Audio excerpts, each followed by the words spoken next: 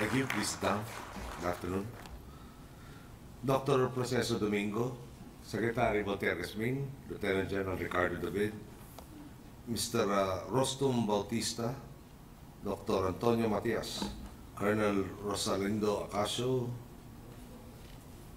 the members of the graduating class of the 45th Regular Course, Masters in National Security Administration, the officials, faculty, and staff of the National Defense College of the Philippines, Congressman Plaza, my mentor in the House of Representatives, honored guests, ladies and gentlemen, good afternoon. I am honored to stand before such a distinguished group of individuals from various government offices and public agencies. Today's conferment of the Masters in National Security Administration program to this year's graduates is another milestone for the country's premier defense and security educational institution. The National Defense College of the Philippines, for 47 years, you have contributed to the formation of our country's leaders who are tasked to strengthen our national security. To all the dedicated men and women behind the NDCP, and to the past and present graduates of the NDCP MNSA program, congratulations. As a nation, we have a duty to defend the state and to insulate it from both national and international security threats. To achieve this, we need leaders who possess the skills and abilities to make the right decisions in tough and unexpected situations. Unfortunately, what we witnessed recently demonstrated the exact opposite of the ideal we are aspiring for. Nasaksihan po natin ang isang krisis na may tuturing na dagok sa ating kakayahang pangalagaan ang seguridad ng ating bansa. Walang may kagustuhan sa kung paano ito nagtapos. Lalong wala ring kung bansa ang gugustuhin mangyari ito sa kanila. Kung matagumpay lamang iyong naaksyonan, mga papuri at pagtitiwala ang marahil ating natanggap. Palad lang natin po, nabigo ito at marami ang nadismaya sa ating abilidad na makipagtuos sa mga ganong mga problema. What happened last week was a wake-up call for our security agencies. The hostage situation revealed our deficiency in providing the tools and training needed by our police force to ensure the safety of our people and that of foreign nationals who visit our country. In light of this, NDCP, which was established to produce graduates that can respond quickly in times of crisis, has an important role in preventing a similar incident from happening again. NDCP alumni are supposed to be trained to undertake hard decisions and to abide by their consequences. As new NDCP graduates, you are expected to bear the torch forward to ensure our national security. Naharap po tayo sa matinding problema sa usaping pangkayapaan at pangkaligtasan ng bayan. Mulat po tayo sa mga hamon na kailangan nating malagpasan. Subalit naniniwala po kung kaya nating matagumpay sa ating patuloy na pagtutulungan. Kailangan lamang pong tugunan ang mga kakulungan upang mapaghusayan pa ang kakayahan ninyo sa pagtataguyod na mga hakbangin para sa seguridad ng bayan. Kung magkakaroon po tayo ng mas maraming bilang ng mga individual na may sapat na kakayahan at naisasabuhay ang kanilang karunungan para sa kapakanan na nakakarami, isa iyong mahalagang hakbang upang hindi na mangyari pa ang ganoong trahedya. Sa pag-ira ng institusyon gaya ng NDCP na patuloy na nagsusulong ng mataas na kalidad na karunungan at nagsasagawa ng mga pagsasanay para sa profesionalismo at sa pagtataguyod ng seguridad ng bansa, isinaiyong pundasyong ating masasandigan. At kayo, bilang mga produkto nito, mga pinunong nagawang lampasan ng mga pagsubok na inyong hinarap sa inyong pag-aaral, mas mabigat na tungkulin at katungkulan po ang naghihintay sa inyo. Sa inyong pagtugon sa hamon, higit pang pagmingkuran ang bayan, nasa likod po ninyo ang aking administrasyon.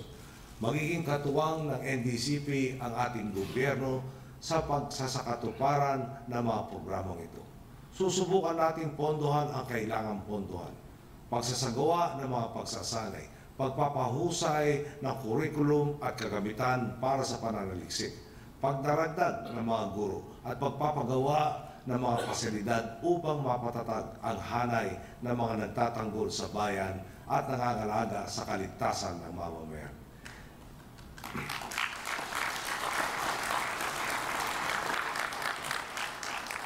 Iingatan natin at mas paunlarin ang inyong mga kakayahan sa pakikipagtulungan sa pribadong sektor.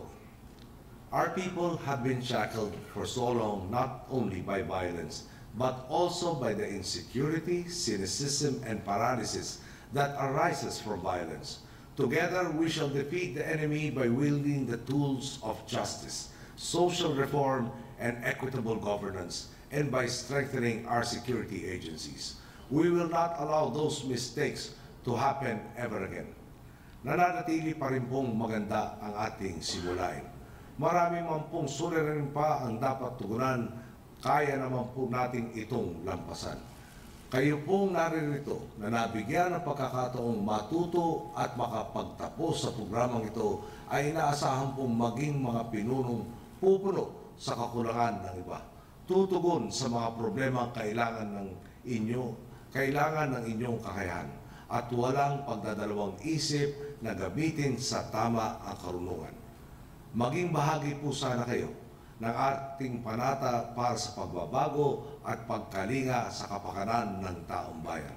Sa ganoong paraan po natin may babalik ang tiwala ng sambayanan na siyang nagsisilbing lakas natin bilang isang bansa. Ganoon pa rin po ang ating panata. Sa kabila po ng mga pagkukulang, nakahanda po tayong baguhin ang dating kalakaran. Naniniwala po ako na malaki ang maitutulong ng inyong mga pag-aaral ukol sa pambansang seguridad. Huwag po nating hayaan na mabulok lang sa isang tabi ang inyong mga pagsasaliksik. Ito naman po ang oras para sa pagbabahagi ninyo ng inyong kaalaman at kagalingan para sa kabutihan ng mamamayan. Hindi sa interes ng iilan lamang. Gagamitin natin sandata ang inyong karunungan upang makapagpalaganap ng mga bagong pamamaraan para labanan ang karahasan at masiguro ang kaligtasan ng ating bayan. Sama-sama po nating ipagtanggol ang katahimikan at seguridad ng ating bansa tungo sa tunay na pagbabago at kasaganahan. Mabuhay po kayo. At bago po ako magtapos, hayaan niyo ako magbigay naman ng konting magandang balita. Kanina umaga po ay nandun tayo sa inauguration ng Convergys, korporasyon po ito sa BPO industry.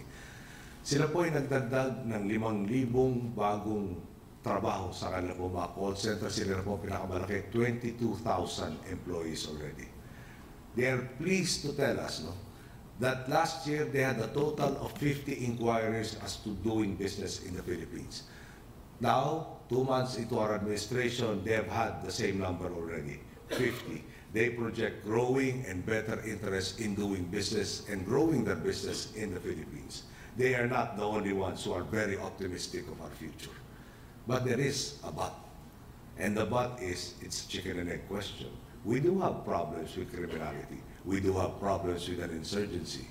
Those are fostered by economic concerns that these new businesses and new investments will undoubtedly address. But for these businesses to come in, there has to be a modicum of sense of security that should exist amongst the populace and amongst those we have invited to help us improve our economy. And in that, we trust that those of you who have been given more tools will undoubtedly use these tools to foster that sense of stability and security so vital to eliminating the plight of poverty for our countrymen. And with that, I hope we are together in this mission. Thank you. Dr.